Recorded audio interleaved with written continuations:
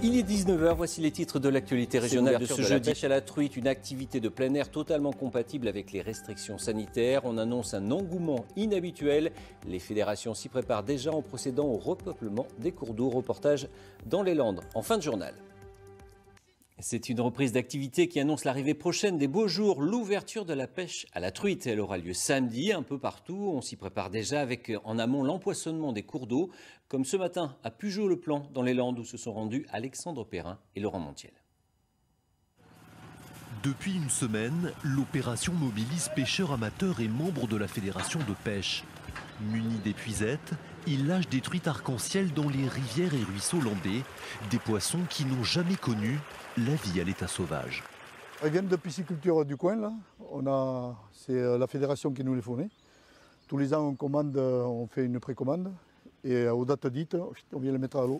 Depuis une quarantaine d'années, les cours d'eau landais sont repeuplés ainsi juste avant l'ouverture de la pêche à la truite.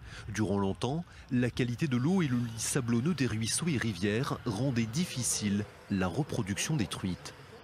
Il y a eu une période où l'eau n'était plus assez saine pour que les truites se reproduisent. Voilà. Parce que les bourgeons se reproduisent, les vairons se reproduisent. Donc, croyez-moi qu'à présent, on est content. En tout, 30 000 truites vont repeupler quelques 35 cours d'eau dans les Landes avant l'ouverture de la pêche tant attendue samedi matin, une pratique réglementée et surveillée. Il y a un quota, voilà, c'est 10 truites maximum par jour et par pêcheur. Pour pouvoir pêcher, il faut être détenteur d'une carte de pêche. C'est une adhésion à une association qui va gérer le milieu sur lequel vous allez pratiquer la pêche. Et effectivement, nous, les gardes, vont veiller à ce que les personnes aient la carte qui correspond soit au secteur, soit à la période de l'année et qu'ils soient bien en possession d'une carte de pêche valide.